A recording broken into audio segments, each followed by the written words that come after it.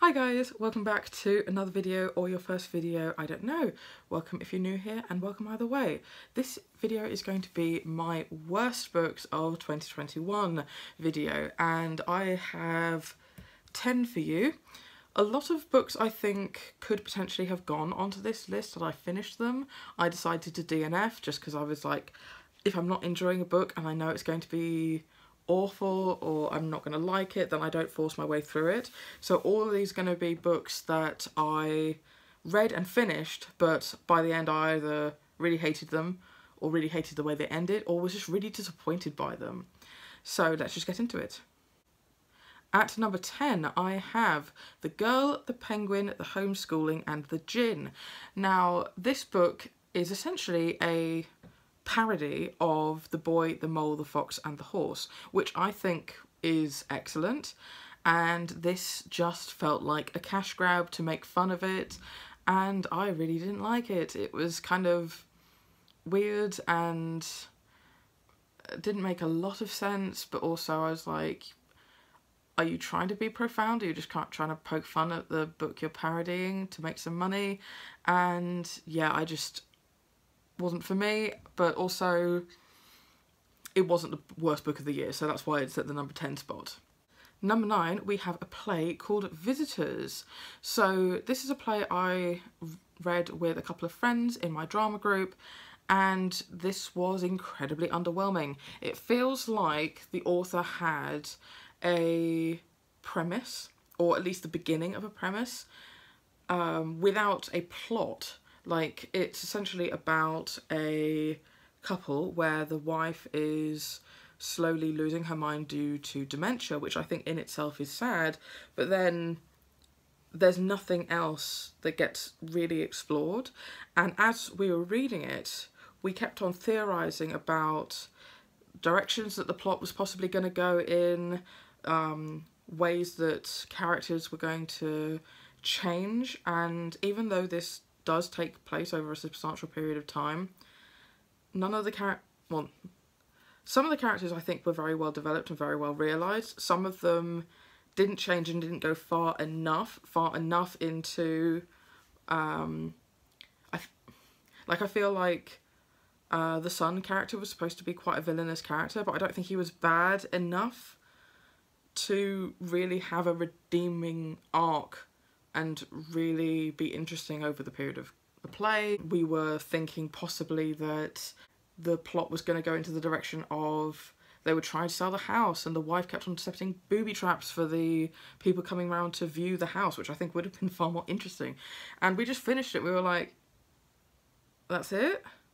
That's all you were gonna talk about? And it's not like I don't like character-led stories, but it just didn't do enough of anything, really. I've just noticed that like a lot of these are actually plays. So my number 8 spot is Really Want to Hurt Me by Ben Santamaria. So I bought this at Gaze the Word. I didn't really read much into it before I bought it because I do just want to try diversifying what I read, especially in plays. And all I knew that it was either by a gay author or featuring gay characters, which is both in this case.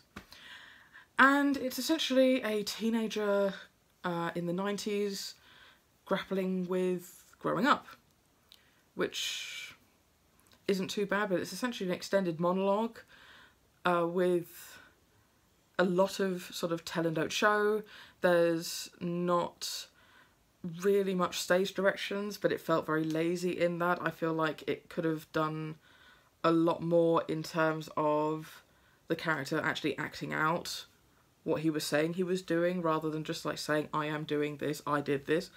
And I also feel like the writing style was on the one hand very juvenile, but on the other hand I feel like if you chopped it up into several sections and told someone independently to read each section and be like, what age is this character? I feel like you would get very different answers depending on what part of the play you read. I don't think it was very consistent in its voice. I also think that it had a very heavy reliance on references to other media to set tone, which I feel like is not universally good enough really to set a tone, unless like they were playing the songs in the background that he was talking about. Not everyone is, one, going to know about said piece of media, two, going to remember exactly what it was about even if they knew it, or three, if they don't know it, going to go out of their way to go and consume it.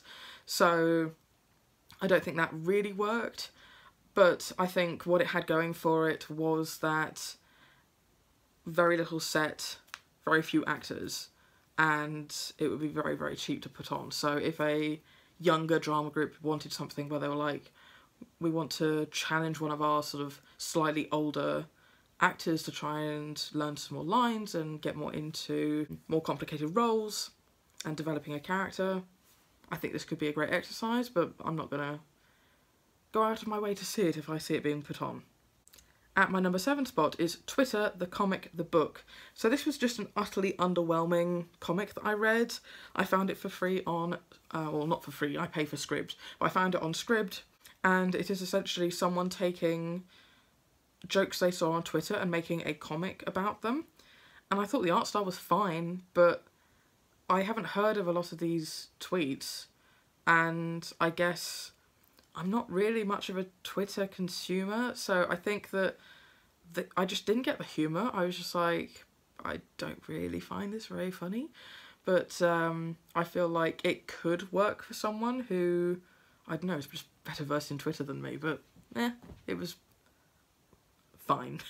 Next I have another play, and that is DNA. I'm pretty sure I actually had this on my worst books of last year video. I'm going to have to check that. But I read it again just because I thought it would be a fun read with other people, sort of more poking fun at the writing rather than like just oh, I want to read this for its literary merit or whatever. So we had a bunch of fun reading it and kind of tearing it to bits and like giving silly voices of the characters and just like coming up with ideas for how we would change the story. So it's still one of the worst books I've ever read, but clearly didn't stop me from reading it again because I thought it was fun to read with my friends. So The next book I have was And the Ocean Was Our Sky by Patrick Ness. I normally love Patrick Ness. I read The Life of Never Letting Go as one of the nominees for the Carnegie Award when I was one of the readers in our school there was a bunch of schools who were contacted for young people to read the nominees and vote for their favourites. I feel like at that point I wasn't at the maturity level to truly grasp what was happening and the merit of it. So it's something I do want to reread and then continue on to finish out that trilogy. I've also read, what's the other one? I read Release. Big fan of one of the storylines, not a big fan of the other, and they were sort of formed half and half of the plot, so that was sort of mixed bag for me. And oh, what's the one? For some reason I've got they both die at the end in my head. What is it? Oh, The Rest of Us Just Live Here, that's it. So again, I really loved that one. That's about a storyline of like the chosen one character and monsters attacking the town, but it's following a bunch of characters who aren't the chosen ones and who are just trying to live their life, and I really enjoyed this one. So I was really excited to read And the Ocean Was Our Sky, and I heard that it was essentially written as a commentary on damage being done to the ocean, which I'm always a fan of. I'm not a fan of the damage being done to the ocean, I'm a fan of commentary on damage being done to the ocean. However, as I was reading this, I kept reading because I was like, what is happening? What on earth is going on? And I just feel like there were too many levels to it for how short it was. Because it was about, essentially it's about a pod of whales and the humans that are hunting the whales, but it's so far in the future that whales have started hunting humans back, so it's a war between the humans and the whales. But the whales experience everything upside down because they're in the water, so the Isle Sky is their ground and deep. so you have to sort of flip that in your brain as well.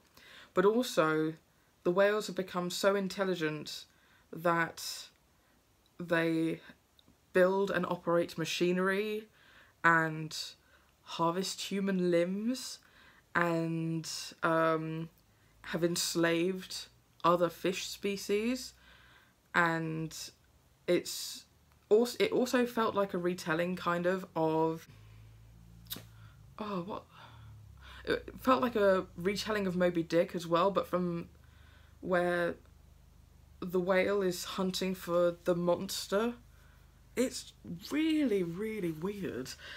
The running streams of blood on the front of the cover is very indicative of like the sort of descriptions you get in the book. It's certainly not a nice fluffy story to read. It's about characters in a war zone, and it's essentially about, it's following really one whale as she is going on this mission to hunt down this monster, and the human that they capture in order to lead them there, and the discussions that she has with this human, and how, like, I think it was trying to comment on mercy, I guess.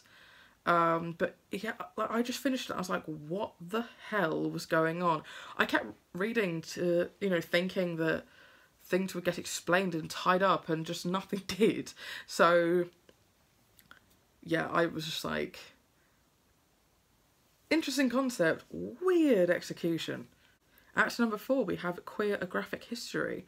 Now, this I don't necessarily think is a bad book, but I was salty about it because I paid full price for it, thinking that it was going to be bloody amazing. So this was a book that we ended up reading as part of the book group that I'm a part of, and I honestly thought I was going to really enjoy this. It's a... I assumed from the description and the cover that it was a history of the queer movement or queer icons using illustrations to make it more accessible to the reader. It was neither of those things. First of all, with the illustrations added nothing. I feel like you could take all of them out and you would not lose anything from the story, and you could look at the illustrations and think, those look nice, but not gain anything from the illustrations. It said a couple of interesting things, but it was actually just a book on queer theory and didn't really have anything to do with anything about the history of gay people and oppression. It said some interesting things, but it also said some others that I was like, that doesn't make any sense, but okay. It was just... I feel like it threw in a lot of words that may be commonly used in studies of queer theory. I don't know. I still don't know what queer theory is, but I think it was just boom, boom, boom, boom, boom, trying to give a huge overview to something that's probably a ginormous topic and thinning it down to the point where it didn't mean anything anymore. There was really no cohesion with it. It was very, very bitty and also very, very difficult to grasp because you're not getting enough background about each topic it's trying to talk about. So yeah, I think I was more salty about the fact that I bought it full price, read it, hated it, and then gave it away again. So ugh. Oh, 2 of my final 3 are also plays, so actually no, I can understand why that does happen, given the fact that I am least versed in what I like and who I like to read from in plays, and therefore I do just pick up some random stuff and hope that they work for me. So, my third worst book of the year was The Caretaker by Harold Pinter. Harold Pinter fans, please don't come for me. I know that he is a very, very well-loved playwright. It's almost like me saying, oh, I hate Shakespeare. And I'm sure that people will come at me being like, you just haven't read the right one. However, I did not like The Caretaker. No, it's not because I didn't like the ending. I actually really liked the way it ended. Now, I expected a lot from this. I think that's probably what its downfall was. Everyone speaks, or everyone that I've heard speak of Harold Pinter speaks of him with such high praise. He's got a theatre named after him in the West End, and so I was expecting it to be fantastic. And I read this with a couple of friends in my drama group, and we were all pretty overwhelmed with it. Not overwhelmed, underwhelmed. It's essentially about two brothers, and one of them one day finds a man who's down on his luck and doesn't have a place to live and takes him in. And it's about how this man basically tries to talk his way into getting things from the first brother and then from the second, and then because he's sort of having luck, he tries to get a bit more, he tries stronger tactics, and then because he's still getting somewhere, he starts pitting the brothers against each other, and eventually he takes a step too far and everything comes crumbling down for him. That premise I think is really good, and I think it would be really well done. However, I think that this was quite dull in my opinion. I feel like the way it was done was very roundabout, not very direct.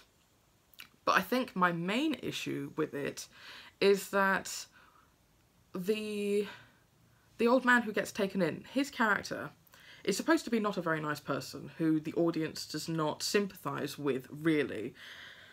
But the sort of things that he was saying, I feel could be done very well by someone who is such a good actor or actress. I've heard of this being done with an all-female cast as well. I think they would have to be so excellent for it to come across well, because I feel like a subpar delivery of those lines would just come across as a really, really uncomfortable viewing experience, I think. And like, the character is racist and homophobic and is constantly talking about other people and talking about other groups of people and other minorities, and he has all these opinions. And I just feel like I'd be so uncomfortable if I ever went to see a production of it and it was like medium. I feel like it's either the sort of play that is good or it's a really, really uncomfortable bad play, and I just, no, not for me. And my second worst book of the year is my final play of this list, and that is Moose Murders. Now this is quite widely considered to be the worst play ever performed. It has, I think, the shortest run ever on Broadway. It had one performance, and if you ever read reviews of this, of like that performance, that's also quite hilarious. And so me and some drama friends had just thought, you know, we wonder, like, what made it so bad? What did people really think about it? And we decided to pick it up, and it was awful. Most of the characters are horribly developed and not very distinct. The storyline and the way that it goes about it is really offensive. There's too many characters, it's convoluted, there's gaping plot holes, there's murder upon murder upon murder and people who are sort of double-crossing each other, and we were having great fun just tearing it to pieces, but it is awful. And I think that I would have to agree with the consensus that it is the worst play ever written. It's awful. And my number one worst book that I read this year, which I didn't really mind reading, but it's awful writing, awful characters, gaping plot holes. Was there a plot? Bad women's anatomy written by men.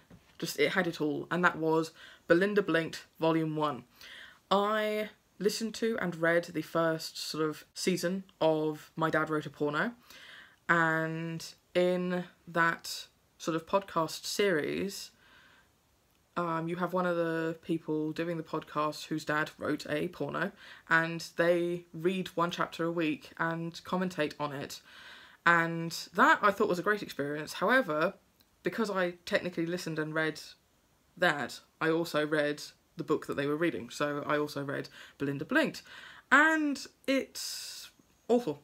I will definitely be continuing with my Diary of Porno because of the fact that it was a very enjoyable podcast. But like I said, awful characterisation, awful characters, bad women's anatomy, no plot, meandering plot holes. It was terrible, but very fun reading it, so meh. And there you have it. Those are the 10 worst books that I read over the year. I didn't have a lot of books I really felt a strong hatred for over the year, and I do hope that continues. And also hopefully I read some more better plays next year, although I do just pick up plays at random to see what I think of them. And so I'd love to hear about what your worst books of the year was. I feel like these sort of more negative ranty videos can be very fun to watch, so do tell me down in the comments below, and I will see you in my next video. Bye.